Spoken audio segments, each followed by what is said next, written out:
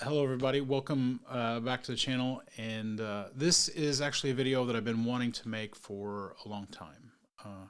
And the reason is because I'm super interested in shipping antiques from Europe to the United States, and it's something I want to do full-time, hopefully as a main source of income at some point in the future. So the thing is that when you look on YouTube and you search for information about how you can do that, what pricing is, what are the kind of the rules about what you can ship and what you can't. There's basically zero quality information on YouTube. So I've been wanting to make this video for a long time. I still am not an expert in the subject, but I have been working really hard to kind of find out how to get it done. I've been buying stuff that I want to load into an antique container for about a year now, so I think I'm about 60% there, and I'll be topping it off pretty soon. And it's kind of that time where I have to do the research and I have to find out how it's possible to send that stuff back to the States. So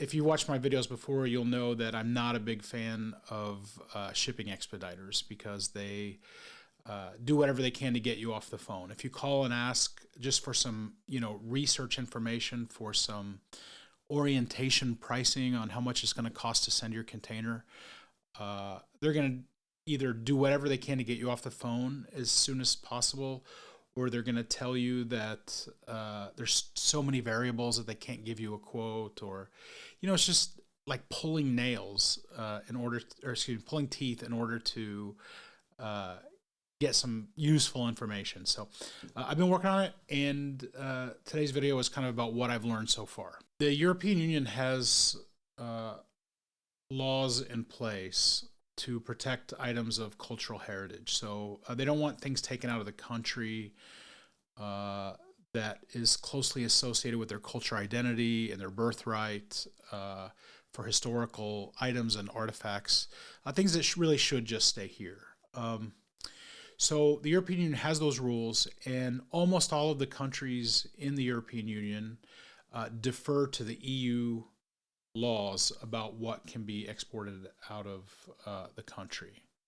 So that being said, each country can further restrict what it allows and what it doesn't allow to leave that country individually, not just the EU, but that country individually. So and the way that works is there'll be a list of things that can't be exported at all. There'll be another list that can be exported under a certain value.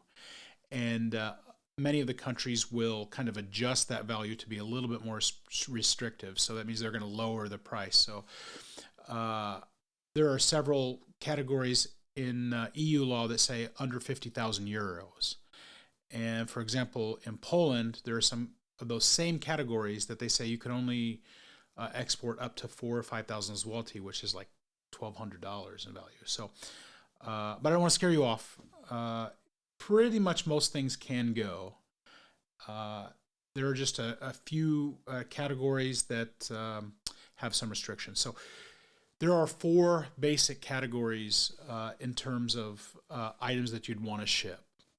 The first one is unrestricted. So these are things that are just totally okay to ship out of the country, and they don't really put any restrictions on them. So these are just kind of average things like, old alarm clocks and industrial lamps and chairs and other kind of interior design antiques. So those things are not restricted. The second is conditional.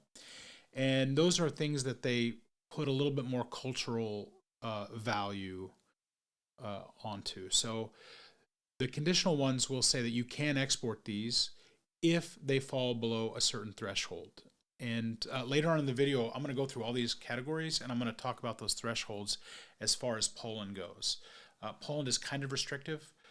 EU in general is a little bit more lax. So the third category is protected items, and these are really hard to get out. And the fourth item is basically monument. And the only way to get those out of the country is to do a lot of paperwork and do a lot of things to prove that you're going to actually bring that item back at some point. So That's kind of off the table for antique dealers. And as a matter of fact, we're going to basically deal with the first two categories because those are the ones that affect us as far as buying the antiques and sending them out. And that's the unrestricted and the conditional. So, and those are my terms. Those aren't like in any legal document or whatever. I just have kind of assigned those to help myself understand the category. The first thing that is basically unrestricted is anything new with an invoice. So they know it's new, and it has an invoice. They also know the value, and they know the customs duties that they can apply to it. So as antique dealers, we're really not concerned with that. The other thing that can kind of go unrestricted is anything that's made by an artisan that is still living. So if that person's still alive and they created that, so maybe they're a painter that's getting on in their years and they've got some work that's appreciated in value, you could export that because they're still a living artist. So in the conditional, and like I said, we're going to talk about these in more detail. Those are going to be things like paintings, like old books, and other things that do have that cultural value. Doesn't mean you can't send them out. We're going to discuss the triggers in place that will allow you to take them out of the country. When I first started, I thought, well, this is no problem. I'll just call the customs agents and ask them. I mean, who better to call, right? But as a matter of fact, custom agents, in many ways, I kind of feel are not competent or they're not trained in order to kind of pass judgment on the age of an item, the value of an item. They are government employees, and they're really into the CYA. They want everything documented. They don't want to take responsibility for anything. Their main skill is being able to smell out when something that you're exporting is actually being exported for commercial purposes, or if it's being exported as your kind of private stuff. Like, you know, if you're going to move from Poland to the United States, you would have like clothes mixed in, dishes mixed in, and they can pretty quickly determine, is this a shipment that contains goods for resale, or if these are personal items for immigration. So the other thing I wanted to mention is that the kind of lowest category, the random items category, which is unrestricted, that doesn't mean that it's paperwork free. So just because it doesn't look like a cultural heritage item doesn't mean that you can just throw it in a container and expect that it's going to go through with no problem. So once again, these customs agents don't want to take any responsibility. They need a document saying that this is not a national treasure, this is not cultural heritage, and therefore it can be exported. And they also need documentation saying what is the value of this item. So I know that when you're shipping from and to the United States, a lot of times you can just make a sworn affidavit where you are claiming the value of this item. That's not going to work, at least here in Poland. So we're going to need a third-party specialist that's going to come in and evaluate it, and he's going to pass a determination whether it is cultural heritage item and what is the value of that. So then that customs agent can just look and put a stamp on it and say, okay, it's free to go now. And then he's covered because he didn't have to make any call, so which he's not qualified to do anyway. So this subject matter expert can actually make your documentation for the first and second group, which means unrestricted items and the items that are conditional. So basically what they're going to do is they're going to say, yes or no, is this unrestricted? And if it is restricted, they're going to state the date of production or when the item was manufactured and the value. So then they're going to circle back to all of the unrestricted items, and they're also going to give an evaluation of that, because remember that customs agent not only wants to know, is it possible to send this item out, but they also want to know the commercial value of it. So that's the weird thing. You would think if it was unrestricted, it could just go in a container and go out, but it's not paperwork free. It still needs that evaluation. So the one subject matter expert that we talked to said that they need one photograph of each item, not straight on, but maybe kind of at an angle so you can really get the best kind of information about what the item is. And you need a spreadsheet. and you need to have that set up when they come, and then they're going to come and actually look at those items. And they're not going to be happy if it's all packed away in your container already. So you want to have that pulled out. You want to have it accessible, and they're going to go through and they're going to make their judgment on each item. So, okay, so what I'm going to do is I'm going to go through and read point by point the 15 different things that are that could apply to the items that you're sending. And if any of these items apply, then you have additional steps. You've got to get them signed off for before they can be taken out. Like I said, remember, there's unrestricted, there is conditional, there's protected, and there is national monument status. So once again, they all basically, because they're not new with invoice, they all have to be evaluated and they have to be assessed as to their value. So it doesn't really make a difference, but these are kind of guidelines for stuff that are going to give you just a few more hoops to jump through. So if you don't mind, I'm going to put on these glasses because I'm no spring chicken, and I'm going to try to read these and translate them in real time, so please forgive me if it's a little bit clunky. So, the first thing is archaeological artifacts, and these are items that are over 100 years old, and they were actually found or discovered or unearthed, or they came about from activities associated with actual archaeology. So, if you're into that kind of thing, there's not much I can do to help you because that stuff is really kind of protected everywhere in the world. So, but it's a generous cutoff if they find something that's less than 100 years old. So if it's made after 1923, then it doesn't matter how this item came back into the market. So number two, and this was like a really confusing one for me for a long time. It really frustrated me. It is integrated parts of architectural salvage and interior design. And that's the part that really kind of drove me crazy because the way the sentence reads, and you can't like just call the customs agents, like I said, they're CYA all the way. They're not going to make any kind of judgment. They're not going to give you that information. They just say, that's what it says. And so you have to go above and beyond to make sure that all your ducks are in a row to get this stuff out. So this question that I had, I'm kind of leaning on the antique dealers that I'm calling, other people who have shipped out in the past. And after a lot of asking around, I'm relatively confident that I can say that furniture and all of those other kind of interior design things that we are interested in can go. So let me just explain why I was frustrated with this. So the way it reads is that objects of architectural salvage, or excuse me, objects of integrated architectural salvage, comma, and interior design. So my question was, that integrated part, does it apply just to the architectural salvage, or does it also apply to the interior design? Does that have to be integrated into the building? So they could have saved a lot of pain by just saying integrated components of architectural salvage and integrated parts of interior design, because the stuff that we're dealing with is like tables and chairs and furniture and paintings and all these things that are part of interior design. My question was, is all of that going to have to be, jump through those extra hoops? Or is it only talking about those integrated parts? And the conclusion that I came to after asking a lot of people was that it's actually only trying to put controls on integrated interior design. So what does that mean?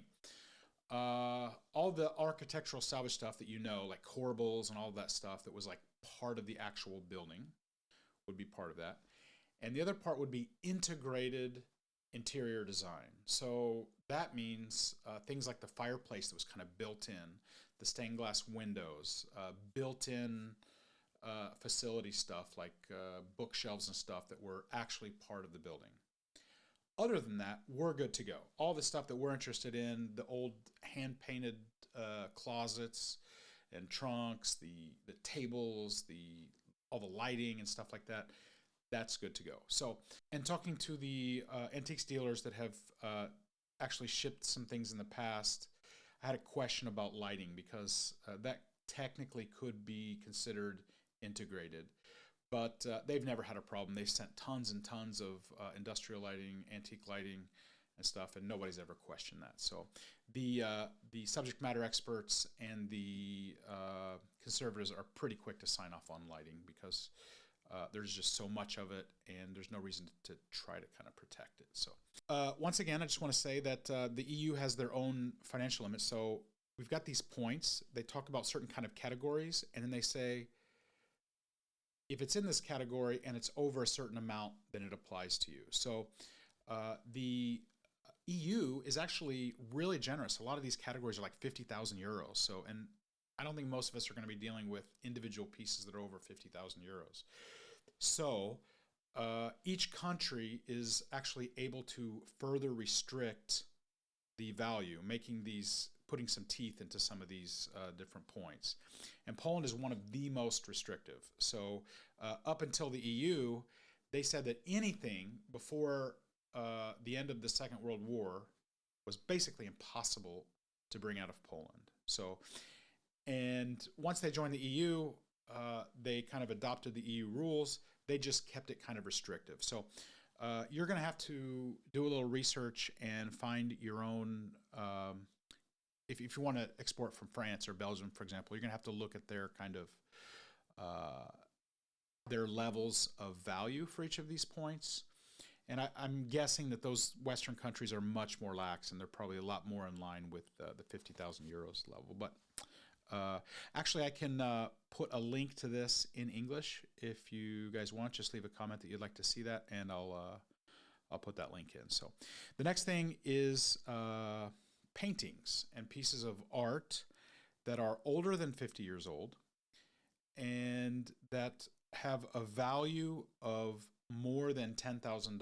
So if you're trying to export a painting that's worth more than $10,000, this applies to you. If it's less than $10,000 in value, you're okay. Like I said, you're still going to have to get the guy to sign off on all this stuff. That's everything that you're going to be exporting. But it's going to be real easy. He's just going to say, this is not a national treasure, check mark, and it's going to go through. So, like I said, $10,000 older than 50 years old. There is a little addendum here that says if the artist is living, then none of that applies. It can be any value. It can be exported. So, all right. Okay, so next is water paints, gouaches, and pastels. And these are artworks that are older than 50 years old. And they are restricted to $4,000. So when I say restricted, I mean if they're under $4,000 in value, it's going to go through really quickly and easily. If they're more than $4,000, that's when that subject matter expert or the conservator has to get in and look at it and really evaluate it and make sure it's not a national treasure. It can potentially still go out of the country if they sign off for it. If they say it's not something that we're trying to protect. So the next thing is a mosaic, and a mosaic that is made of any medium. So the reason they're a little bit more restrictive on these is because you typically find them in public buildings, in monuments, and in churches. So those are kind of the places where they're trying to protect the cultural heritage a little more. So if it's a mosaic of any medium and it's older than 50 years and it is of a value of more than $3,000, then there are additional restrictions.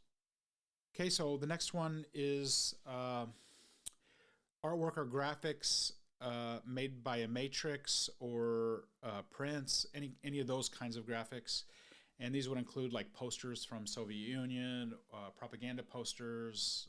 We have them in the States where they were doing war effort posters, that kind of thing. If it's older than 50 years and it has a value of more than $4,000, then this particular point applies to you. Okay, so number 7 is an original sculpture or a copy of a sculpture that was made by the same technical process as the original. And it is older than 50 years old and is of a value of more than $5,000.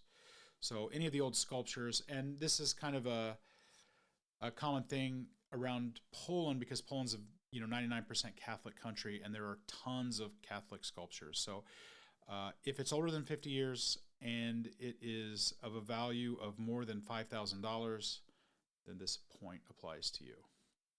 Okay, so individual photographs, films, and negatives that are older than 50 years old and have a value of more than $4,000. So it's not a collection, it's each individual piece. If that photograph is worth less than $4,000, you're good to go. If it's over $4,000 and it's over 50 years old, this point applies to you. Okay, so handwritten documents that are older than 50 years old and they are of a value of, let's see here, I have to do a little math, $1,700-ish. Sorry, I can't be exact on that, but about $1,700, and that's each piece, not collection once again. So, and older than 50 years old. So I think that's pretty generous. I don't think there are too many letters unless you're really a specialist that you have to worry about the value being over $1,700. So, all right, moving on. Okay, so the next one is books, and this is both for individual books and collections. So when we say collection, we're not talking about just a box of random books, but books that come as a collection like part 1, part 2, or a trilogy, that kind of thing. If there's more than one book, then they're actually considered one item. And they give you they're a little bit more generous with the age if they're older than 100 years. And they are valued at more than $1,750. So $1,750 is your cutoff, but you got 100 years there. If you go over either of those, then this point applies to you. So, okay, so the next one is maps, and this is 150 years old. So you can have maps up to 150 years of age, and these are actually hand-drawn, hand-painted, or prints. And the value is, let's see here, yeah, $1,750 once again. Number 13 is collections of historical importance, paleontological, ethnographic, or numismatic. Not sure what that is, that has a value of more than $4,000. So, methods of transportation. So some people are really interested in these, and this would include like scooters and motorcycles. It would include Poland has these like little cars called maluchs, they look like really tiny little bugs, and it's a real challenge to get two people even into them.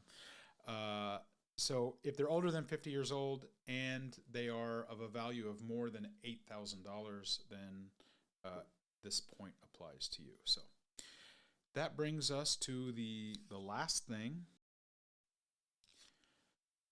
That brings us to the last one, and this is kind of the gotcha one. So it says, all other things that are not included in points 1 through 14 that are older than 50 years old and have a value of more than $4,000.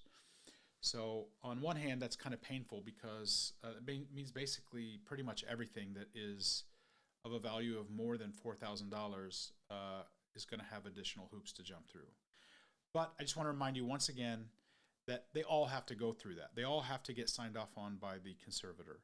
And if the conservator or the subject matter expert doesn't feel like this is a national treasure that they need to be worried about protecting, then it doesn't matter if it's over $4,000 or not. It doesn't matter if any of these previous 14 points apply. If they sign off, you're going to have permission to send that out. So I'm not really one for breaking any laws or anything, but different people have different opinions. And if there is some question about whether something can be exported, you are totally free to get second opinions, third opinions. And once that is signed off and that paperwork is stamped that it's okay to take this out, once again, like I said, that's all that the customs agent really cares about. So he's got his paperwork, his hiney is covered, and you're free to take it out. So overall, when I kind of look at this, I see that pretty much anything that I'm going to be interested in taking out, all of that like cool, quirky stuff from Soviet Union, even stuff as early as like mid 1800s, that kind of thing. As long as it's not part of a national monument or something, it's going to be able to be exported. The takeaway is that you're not going to be able to escape getting all of this stuff, number one, kind of categorized, and number two, assessed as to the value. So I have done some calling around, and I still haven't settled on who I'm going to go with. That's going to be kind of a subject for a future video. And then I also want to make an additional video on all the costs. So once you have the paperwork, you're ready to go, basically. If you go to an expediting company, you can arrange for them to deliver a container, and you'll have 24 hours to load it. So about 5 years ago, I sent a container from Poland of old Soviet motorcycles to the United States. And at that time, we only paid $2,800 to ship the container. I checked yesterday on some of the indexes that you can find on Google, and the median cost at this moment for sending a container is about $7,800. So that is transport only. That doesn't include the customs fees here in Poland or European Union states custom fees. And it also doesn't include the customs fees in the United States. So what I learned was you can expect about $75 to $100 in fees to clear the customs here in Poland if you have that documentation, which is also going to cost you, and about $300 in the United States. And there are two ways that you can ship it. You can ship it port to port, which is really hard. I don't think anybody's really gonna. I don't see how that could actually be workable, because you got to transport all those loose items to the port, pack them in a container. It ships to a container yard in the United States, and if your paperwork's not right, it's going to get stuck there. You're going to owe a lot of extra money until you get all that stuff ironed out. So you're going to have that $300 of customs clearance, and then whatever the customs broker is going to charge you, which is going to be a few $100s as well. So all told, I think you're going to be close to $10,000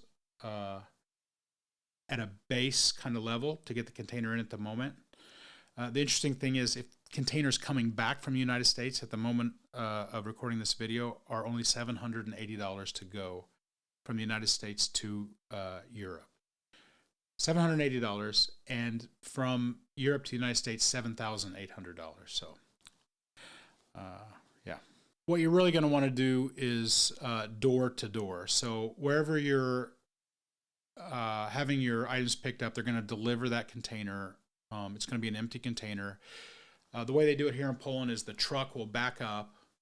They'll stick these like support legs on the containers in the corners, and then the air in the truck kind of is released, and the trailer drops down, and then they pull out, and it's just stuck up on those legs.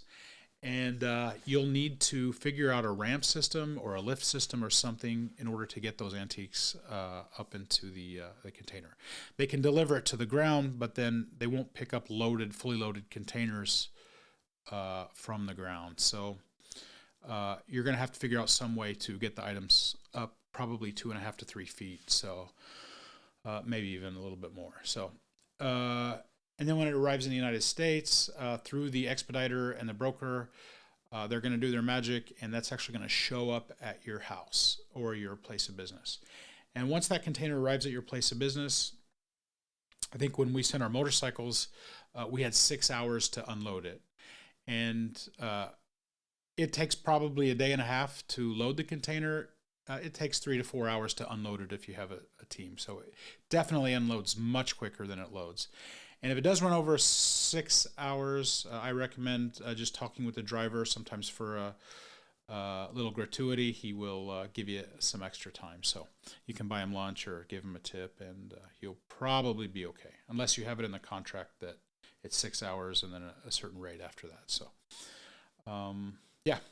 So the shipping companies say that you can look at potentially 30 days from the port in Poland in Gdynia or Gdansk and going to Chicago. It actually goes across the Atlantic and then up to the Great Lakes, and there's a port in Chicago where you can pick the container up. They say that it's 30 days, but with all the stuff that's going on in the world these days, I think it'd be a better estimation to count on about 60 to 70 days to actually get your container. So there's one other thing that a lot of people don't think about when they are exploring this potential idea for sourcing their inventory in Europe, and that is the storage aspect. So if you have a lot of capital, you can rent short-term storage, and you can fly here and you can do all your spending in a week to 10 days, or you can just throw a bunch of money at it. And there are a couple drawbacks to that because, first of all, you are making split decisions where you go. And there's kind of that psychological pressure that you need to fill that container, and it's easy to make decisions that maybe may not be the best buys. So the other thing is whenever you need to buy stuff, you're not going to get great deals. So the ideal thing is if you have a friend. In the modern world, you can make friends, right? You probably know somebody who knows somebody in Europe. And do whatever you can to network and get a place where you can store items, and then you can use Google Translate, you can use friends, you can use the internet to source things. So if you've got money ready to go, disposable income that you can use to buy your stuff, you're going to get great deals because you can just sit back and wait, monitor the classified ads. Here in Poland, they use olx.pl. That's my favorite. And I have a video on this channel completely dedicated to how to search that website using Google Translate. So even if you're an American, you can still use that site to see what's available here locally. So if you do check that out, I'll put a link in the description below to the video, and maybe put it on the end screen as well at the end of the video. You can check it out, and then you can divide the price that you see by about 4.4 at the moment, and that would be the price in US dollars. So so that's kind of something to think about, that whole logistics things, because you're going to spend a ton of money if you want to come in 10 days, buy everything, and then ship it out immediately. If you can figure out some kind of storage solution and a place where you can actually receive that container here to load it, and you can take your time, you're going to get way better stuff. You're going to spend a lot less money, and you're going to be much happier with your sourcing. And maybe I'll make a video kind of dedicated just to that, how somebody who is, doesn't have roots here in Europe, how they can come as an American who's never been here and actually source for their antiques business. So, yeah, so that's it for today, and I hope that's helpful information. I am actually in the process of sending my first shipment, and I hope to be doing that before mid-spring of this upcoming year, 2023. And as I learn more information about this, I will share with you guys that information, and I'll give you actual numbers, what I actually spent on it. I'll even share with you what I spent on the items that are going into the container, but more importantly, all of the stuff connected with the actual shipping. So if you'd be interested in that, please subscribe to the channel. I want to grow this channel. It's pretty small and humble at the moment, but yeah, I want to create this content because there just is absolutely zero information out there. So thanks for joining me, and we'll see you again soon.